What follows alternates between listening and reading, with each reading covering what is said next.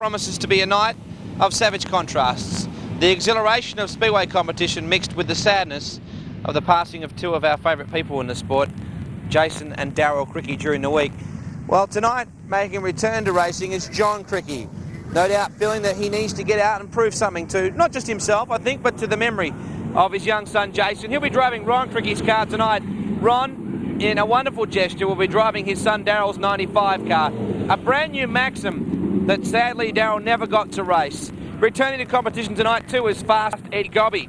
Garry Rush is here. Trevor Green, the 1997 Warrnambool Classic winner, is here as well. And of course the money man, Kenny Jacobs, returns after clean sheeting the Speed Week series and doing such a brilliant job with that. Tonight is the first of two nights of red hot sprint car action. Tonight's running of the Coca-Cola Sprint Car King of the Wings. Tomorrow night, the 10th annual City and Regional Fuels Sprint Car Shootout at Bunbury City and Regional Raceway.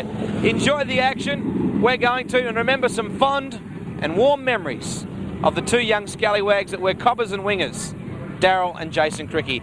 Our coverage is brought to you in their memory.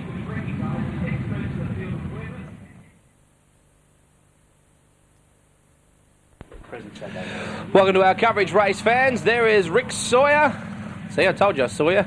And Kenny Jacobs, they're the money man. Those two have formed quite an outstanding little combination. I think they know each other very, very well. There is Shane Murphy. What a year he's having. Ryan Farrell, thoughts far away, I guess, as he contemplates the absence of good mate Darryl Krikke. Ryan said to me that it is during this wheel packing session that he did the 95 for the boys that he really missed Darryl, because they used to bang each other in wheel packing, used to throw mud at each other. And I guess everyone has their own tribute, and with us tonight, a man who's feeling just as much emotion as a part of this is Des Ferris. Des, I see that everybody has their own personal tribute. Certainly do, Wade. It's great to see the competitors respect the two boys who've obviously passed from us, but nevertheless their memory lives on, and they'll never be able to take that away from any of us. Well, there is Garry Rush. I was talking to Rushy on the infield. He said it's just amazing in itself that Ron Krikke and Jon Krikke are able to race. He said he didn't feel that he could do that if he was in the same position. There is Ray, the Charger Geneve. I guess a lot of people would agree with those sentiments. Yeah, but I think it's good medicine to really get it out of your system. You're never going to bring him back, so you might as well focus with life, get on with enjoying yourself, having a good time.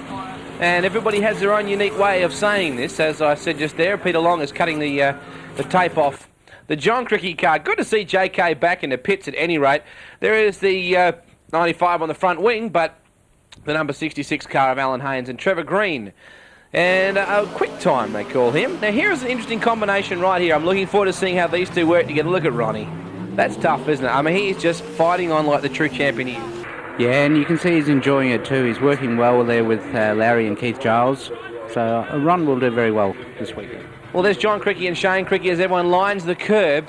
And there is the Krikke family, and I mean, there is a whole heap of them. There is Michelle Krikke right in the middle there. Right alongside her is Jody, Mr. and Mrs. Krikke Sr., Julie Krikke, never too far away, Dee Krikke, Nolene Krikke. It looks to me like there's a few Krikkes out there. Are you a member of the family? I've just got to know them, and I'm so glad that I have in this time, as everybody paying tribute now to Darryl and Jason Krikke, and a stirring ceremony here at Claremont Speedway, sponsored by Quit. And there is the missing man formation, with the Krikke boys right up the front, and just an amazing feeling around the grounds with the fans, with the rest of the drivers, and that was a wonderful sight right there, although there's just something missing. Okay, we're all set now in heat number one of the Coca-Cola Sprint Car King of the Wings. Pino Priolo on the pole position. Scotty Milling on the outside front row. Ray Geneve goes out wide. Fig Lamini, Shane Krikke, Eddy Gobby. Now, whoa, trouble already between Ray Geneve and Vince Chapman. Everybody manages to drive out. Oh, Wellesley going forward, no surprise there. It's going to be interesting to watch Eddy Gobby, Des, and see how he fares. Indeed, good to see the fast one back, and I know with next year's national title being over here somewhere, he's ready and launching himself for a big season next year. This is going to sound strange, I know, but hasn't he got your rear end? He's got my wing and some wheels, and I think he's got, in fact, Steve Coyle's rear end. Fair enough. They come out of turn number 2. I knew he had someone else's rear end. Down the back chute. Into turn number 3 and 4, the Austrac number 50 car. Vince Chapman is back. That in itself is good, because what started off as a very promising season has been cut short. They have had a diabolical run, and it's all been attributed largely to a magneto misfiring or cross-firing inside, so it's cost them a number of pistons, a lot of races. He'd be well up there on club points if not for that. Well, a very promising young racer is Vince Chapman as Mark Wells. Speaking of promising young racers, this guy wrote the book. Down the back chute into turn number 3 and 4, the Gerald Jet. Mark Wells, there is Chapo going past, and this man right here, I believe, is the future of sprint car racing. Not a doubt about it. He's such a professional man, an engineer in his own right, capable of driving anything in my view, and just give him another couple of seasons in a sprint car and you'll see something very special. Speaking of someone very special, Trevor Green starting to have a big season. That is good news. The man they call Quick Time, the South Aussie brought across here, and I don't think on a whim by the promotion desk. No, we identified him as a talent. Con and myself thought, who's upwardly mobile, and there's no doubt he is, having won the Warrnambool Classic just recently. And I think he's vindicated that by some very fast time trialling efforts, which of course is the key to being a top driver. Well, I think we all have to realise that Garry Rush is perhaps not going to be there forever, and we need to look at these new drivers. That's true. There is a changing era and a changing of the guard, and the young guys are our future. We've got to foster them, we've got to bring them across, expose them to this sort of competition. Well, newer isn't always better, though, and I'm talking about chassis now, because Pino Priolo has gone back to the trusty Gambler. He's running in second spot. Oh, Wellsy got that car a little tight just at the moment. Looks like he's really working that down on the bottom. So Priolo going back to the Gambler looks a lot more settled than what he did in the Jenkins car. Wellsy, from well back, smokes him in heat 1. Long way back to second. That's Pino Priolo in third. Ray Geneve, good run from him.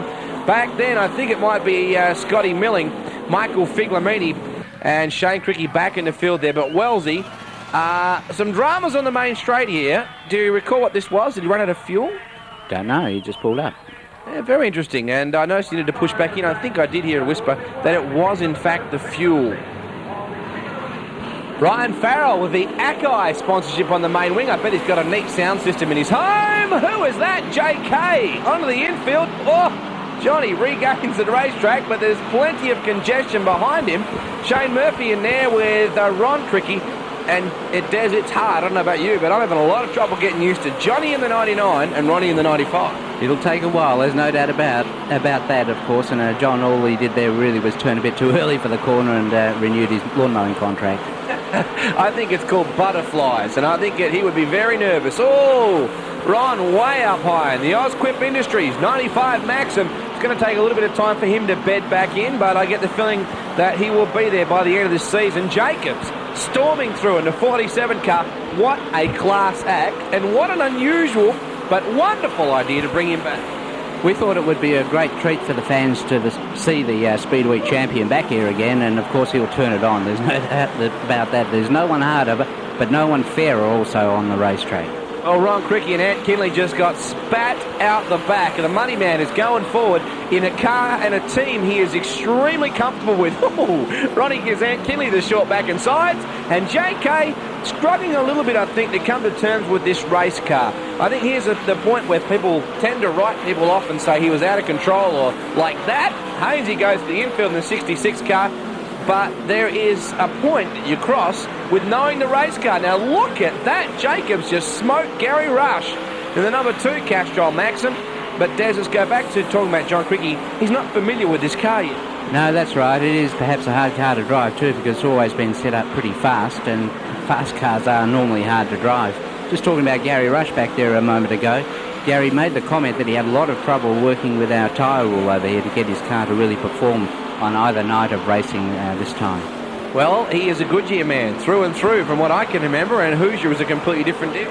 That's right, although we have had him over here race the Hoosier tyre before, and of course he won the King of Winners last year, did he not?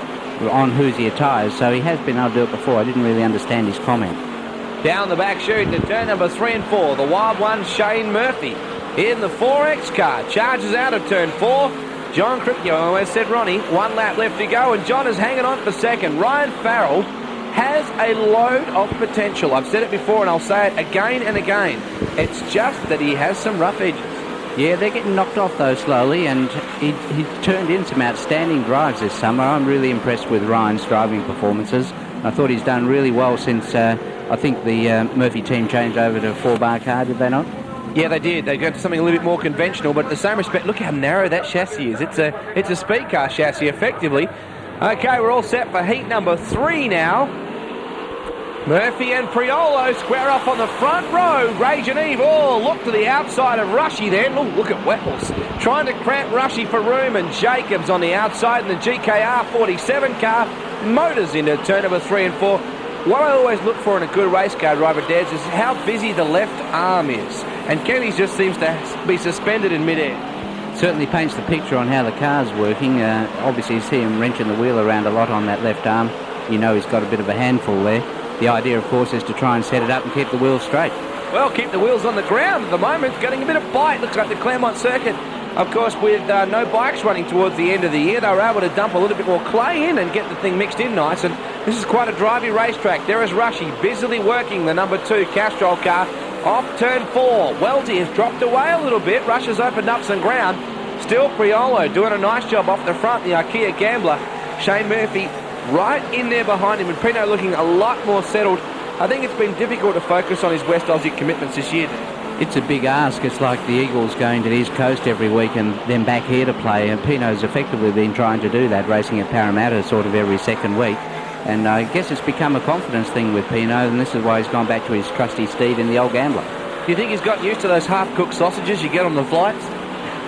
Do you ever get used to them? No, you don't, but they keep on serving them. They run it at turn number 3 and 4. If I know Pino, he cons his way up into first class every time.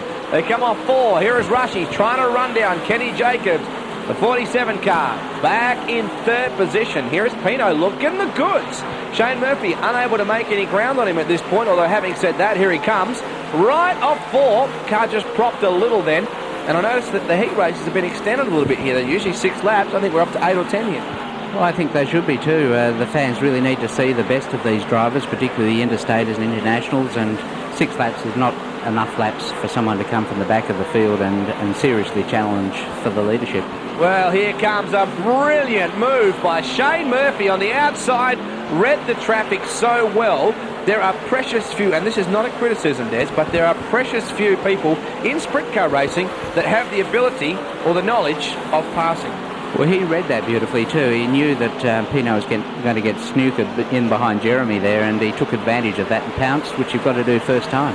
Well, there is Rush. Welty got Rushy on the lap car too, and that's not something you'd think you'd see. Priolo second, Jacobs third, back to Wells. Ooh.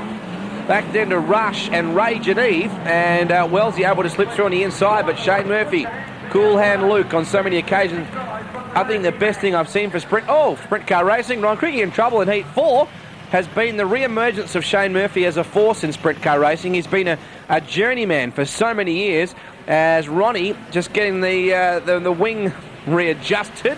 Looks like they may have just missed a couple of bolts on that. And the Kendrick crew, Buzzy from the HM Racing team.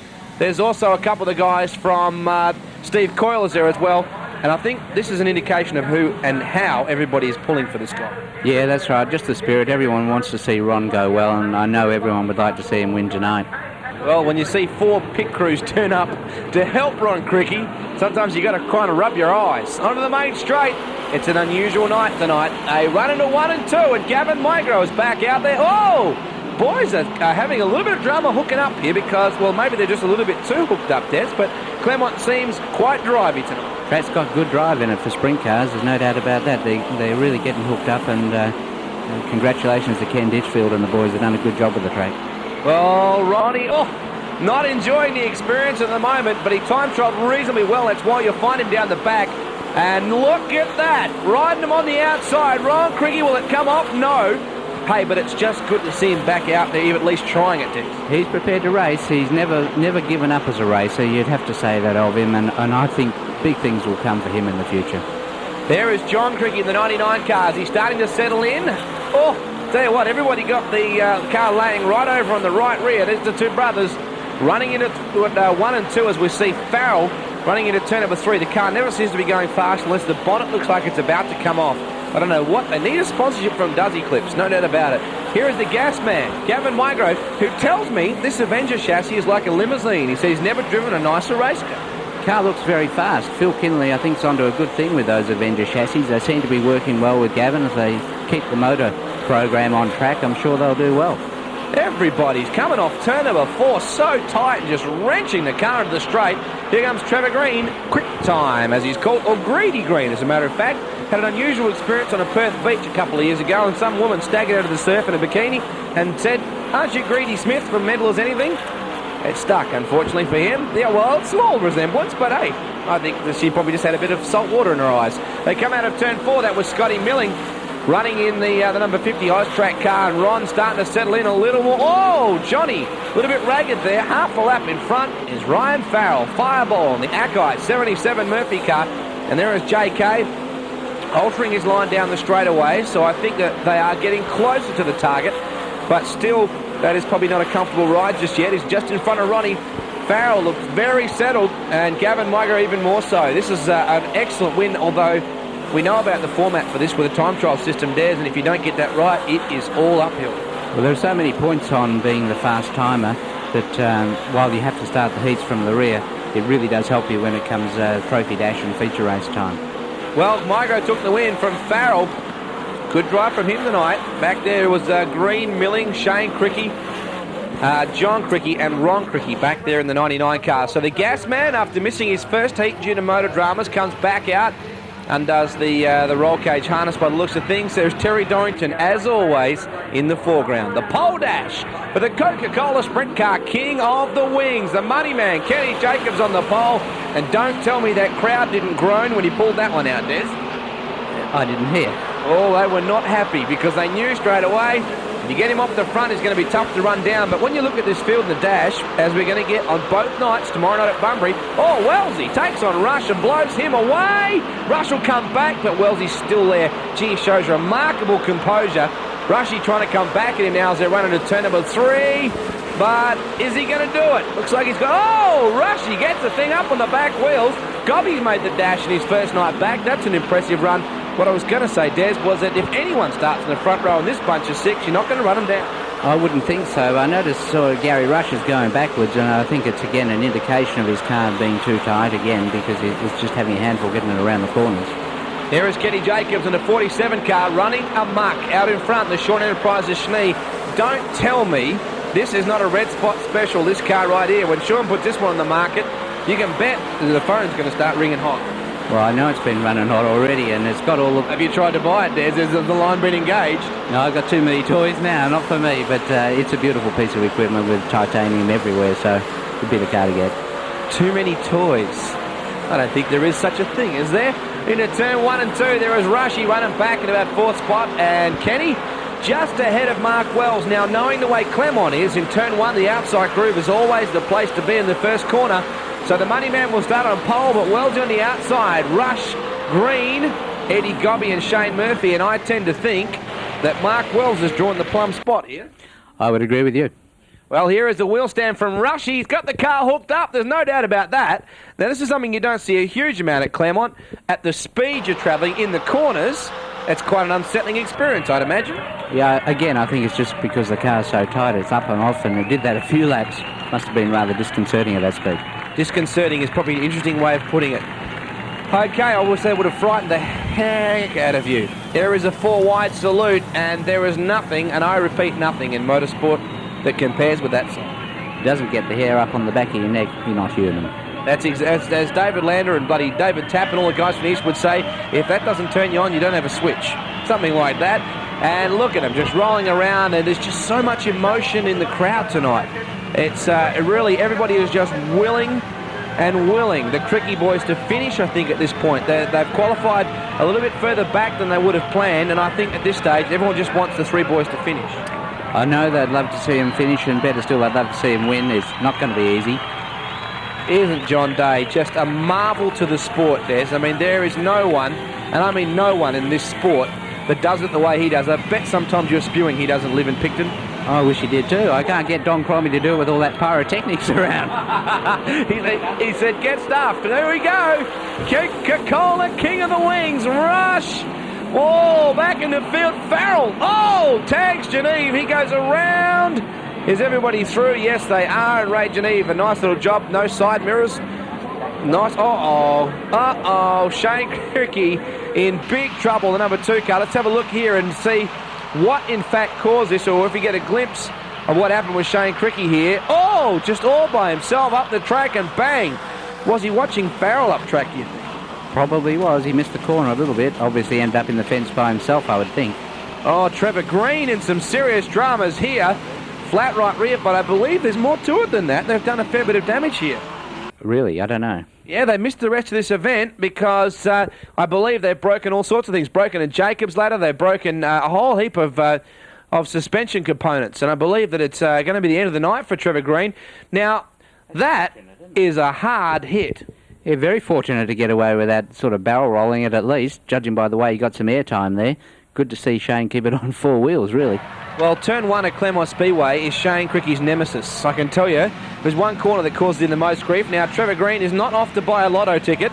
He's off to appeal or communicate to the crew what it is that he requires.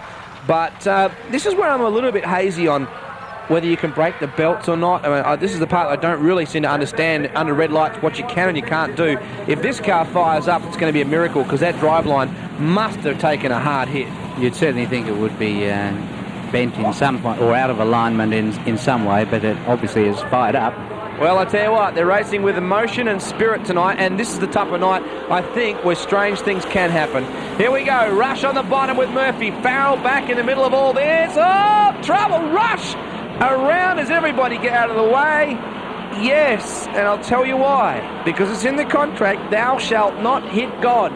And I think no one wanted to be the mongrel that put Rushy out. No, you wouldn't want, you'd never hear the end of it if he did. Well, Ryan Farrell is out. Now, that's a shame. He's helping with the quit Neil Harding hauler there, and I know that Ryan so badly wanted to win, or at least run up in the top 3 for this tonight for Darryl. They come off turn 4. Jacobs again. Cool hand Luke out in front. Murphy in a second this time. Rushy to the rear of the field. What can Rushy muster now? He really didn't need this. Oh, no.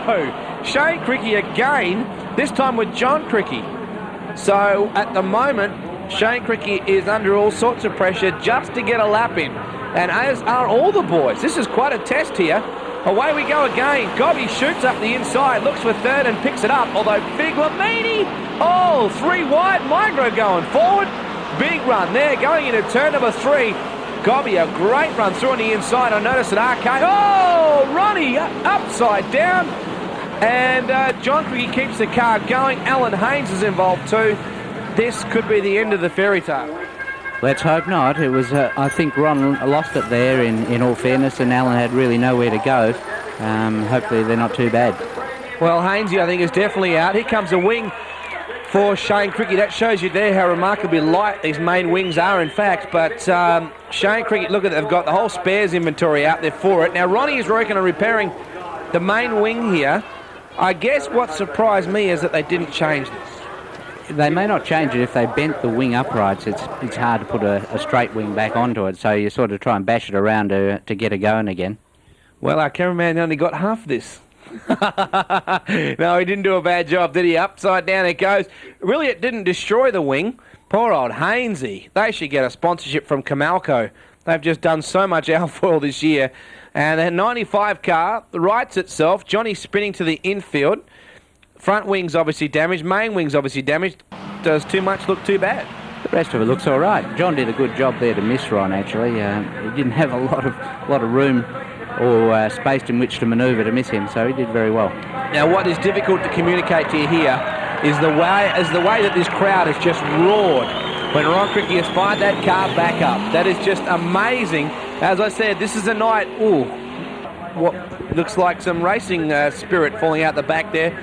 This could be a night where the most unbelievable things happen.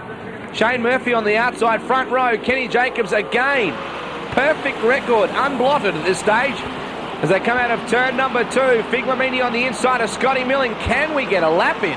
No wonder the track has slicked off a little. Ryan Farrell. Ryan Farrell got a restart. Well, that red light was very kind to him. Well, they hadn't done a lap, so I guess he's entitled to take his place towards the rear. Well, Ryan Farrell working his way up behind that little exchange. Rushy moves Pino up track. Pino, a quick little furtive glance over to his left to see who it was, and he probably thought, sorry, they come onto the main straight. Anyone else, I think he would have been swearing. There is Scotty Milling in the Ice Track 50 car. Rush trying to come forward, and Ryan Farrell got his teeth clenched. The words DK, WA95 writes here inside the cockpit as Geneve goes up track. Rushy is pushing so hard off 4. I think he realises that this is an urgent situation. He's desperate. He was trying very hard to win this. Of course, he's a fiercely competitive driver, and I know on both nights of racing he was very keen to do well, and disappointed that he couldn't turn it on for his many fans. Well, just look at this. The main wing has collapsed on Ron Krikke's car. In fact, it's really exploded. And it's going to be a tough old night now for Ronnie just to hang on. Shane just up in front. The two cars badly damaged, really, although Ronnie's car is just the main wing. I think Shane is a miracle worker just for driving that car, because the way I saw it last time, front wheels are pointing in different directions. That has got to be a mongrel to drive. Here is Shane Murphy in the 4X car. Well, Murphy got Kenny Jacobs. I don't see where that happened. I didn't see that happen either. It must have been on a restart, was it? Oh, I'm not really sure. They come off turn number 4, and comments from our cameraman. What happened? Got him on the first corner. Oh, okay. Well, fair enough. See, it's good to see we've got our cameraman hanging around for special comments. There is Gobby going through a black strip, running through the middle of the circuit, and I like where Figlamini is going, because he will jump straight over that slick and run the cushion, and he's starting to run down Eddy Gobby now. And what a night, really, for Eddy Gobby, and what a way to come back. Eddie's performed very well, considering he hasn't raced all season. He's really turning it on well there, with Mike Figlamini putting an enormous amount of pressure onto him. Well, here comes the pressure, as we're talking about it. The Coltrans, number 10, Jenkins, searching for a way past. Fast Eddy Gobby is running right through the middle of the slick. Oh, Shane Krikke desperately wants to keep this going, but it's not, and I'm told that Shane, actually the accelerator pedal had broken off, and he was trying to just shuffle it around the floor pan with his foot to try and keep the thing going. And, you know, I just can't imagine what that car must have been like to drive. Well, trying to chase the pedal around the floor with your right foot wouldn't be much fun at all, considering the way everything else is bent on it. Well, I would say that trying to chase the brake pedal around the floor would be slightly more disconcerting. And finding ignitions, which should be more mine. You want to have 5 hands. Now, you can see the way Ronnie's car has changed in the handling. It's very loose. It looks more like a wingless sprint car now, because that's what it is. Well, without that left side panel, its cornering speed in the corners would be considerably reduced. So he's doing a good job just to hang it on there and not spin it out. No real side bite to talk of. Well, it's just got nothing to hold you up in the corners, you know, with the cornering forces without that side panel. As lightweight as it is, you really are handicapped. What a season this man right here is having, and I think it's a fabulous thing for sprint car racing to see Shane Murphy finally getting some consistency back, because Des, for a long time, it almost became Shane Who. I mean, he was just out to lunch on a lot of occasions. They did a lot of experimenting, and now they've come back to a consistent formula, and it's good for him and Brian Sadler. Well, his father is a pioneer, and he always has been, and of course you only find competitive edges by experimentation, and I know they've come back to what is a tried and trusted 4-bar combination, and boy, they look so smooth now. Well, experimentation to a degree, Des. Sometimes you can get lost in your own science, and I think that's probably what happened. On the main straight, Eddy Gobby still doing the job in one of the very few John Boy cars in Australia, although I did read in SRN recently that there are a few more of them. Now that is a classic example of what experience buys you. That wasn't a horsepower deal. That was getting up on the cushion, making the car work while Scotty was down in the slick. Yeah, he just ran it very smooth and straight, just got around on the high side of that, and there he goes again. He's driving the right part of the track, really just track craft. Just beautiful is what it is. That is why 10 times Australian champion. Down the back chute past the number 2 car, the very sad-looking number 2 Castrol car of Shane Krikke. Mind you, it makes it a lot easier on the commentators when there's not 2 of them out there. Here comes Kenny. Well, KJ starting to make a run back, and look at Gavin Mygroves come from nowhere from the back of the bus and running up into 3rd now. Jacobs just up ahead of him. If anyone's race car is starting to come on, it's that 7. Yeah, well, Gavin's on the right line too. As the bottom half of the track's drying out, you can see the people just moving up a little bit, and I think Gavin's in the right territory. Well, at the same time, he's making ground on Jacobs. Jacobs too is pulling in Shane Murphy, so all of a sudden we're set for an absolute cliffhanger of a finish onto the main chute and back in the field. Oh, Michael Figlamini got caught up with Garry Rush, was lucky not to flip. Oh, Kenny Jacobs. Talk about people who are lucky not to flip. That got his attention. That would have woken you up. Whew. He won't sleep for a day thinking about that one. If I know Kenny, he will be more angry than frightened. He'd be disappointed, I think, with himself and perhaps with Shane a little bit, if you were to be honest with him. Just not leaving quite enough room for him to go on with it, although there's no rules that say you've got to do that. Well, coming out of turn number 2, there is John Krikke. Shane Murphy under trouble. Micro gives him a touch-up. They head down the back chute, and all of a sudden, Gavin Micro could well come from the peasants of the kingdom to become the king here if they move on the main chute. Murphy running right down the bottom, looks a little bit flustered. He does, and he's very lucky not to lose it when he got a little touch from Gavin there, and of course I think it might have upset Gavin as well, just quietly. Well, I think just loudly he just banged the wall, and hard. I think the grandstand shook, so all of a sudden Kenny Jacobs is back in a second with a lap to travel. Migro back to third now, costly mistake, well the track has slipped right off. Oh, somebody then right up against the edge of the track, but the Coca-Cola Sprint Car, king of the wings, is Shane, the Wild One Murphy in the 4X car. Whoa, car very proppy towards the end. Jacobs second, Migro in third, Rush up to fourth. That's a big drive. It's a good performance to move through the field like he has done there. Look at John Day with the fireworks out of the flags. Is there anything this guy doesn't do? I tell you what, anyone thinks that John Day's been doing it too long is an idiot, because he keeps things so contemporary. Here is the Colwickie lap, and it just gives stirring memories of Wednesday, doesn't it? Certainly does, seeing them go the other way, and it's a great tribute, of course, to Darryl and Jason that Gavin's doing there, and all the competitors have got their thoughts so much focused on that. Well, Murph is just rolling around and enjoying the cheers of the crowd, and yep, you said Gavin. That's all right. That's a red car, okay. Here is Shane Murphy now, an unusual show of emotion for Shane Murphy. Yeah, great to see him come out of his shell. As he, at times he's very much an introverted person, but boy, can he race a car. Well, gee, look at Brad Steele just stacking the graphics on the screen. He must have been bored, a bit of time up his sleeve. The three trophy girls there. Murph's got his cape on.